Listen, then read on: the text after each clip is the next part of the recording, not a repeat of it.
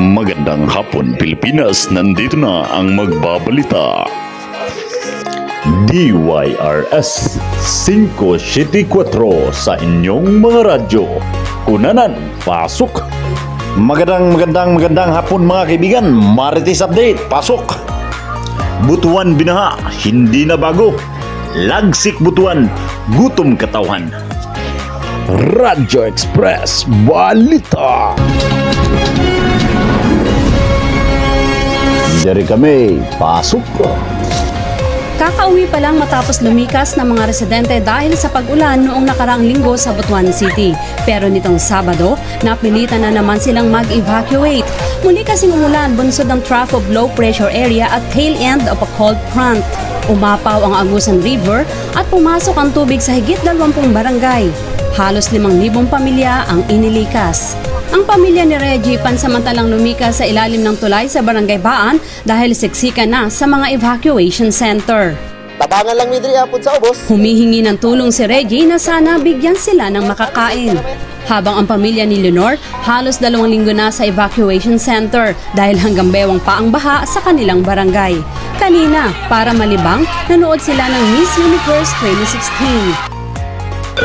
Sa buong pwersa ng DYRS News Information Center, DYRS 574, daluyang tapat at totoong isyu ng bayan. Mula sa Morongan City, sumasahing papawid saan man sulok ng bansa. DYRS, pinalakas ang Radyo Express Balita.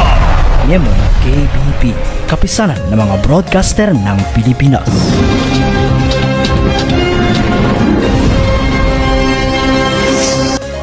Para sa detalye ng nagbabagang balita, dire kami, pasok!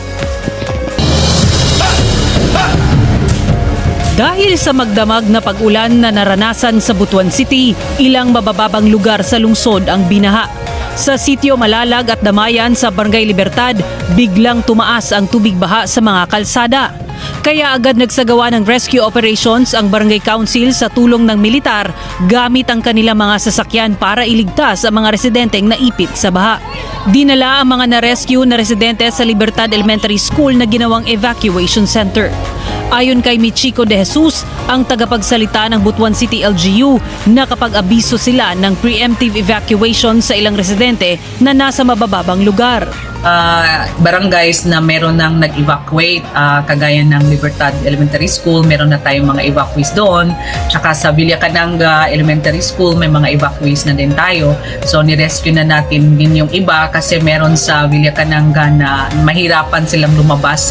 Dagdag pa ni De Jesus, mahigpit ang kanilang koordinasyon sa ibang partner agencies, lalo pa at nasa 21 barangay sa lungsod ang nasa floodways. Ang ating CDRRMO kasama yung ating mga partner departments tsaka partner agencies, closely monitoring our barangays, no, the different barangays natin kasi meron tayong 21 barangays na malapit sa area ng or floodway, malapit sa floodway, no, prone to flood.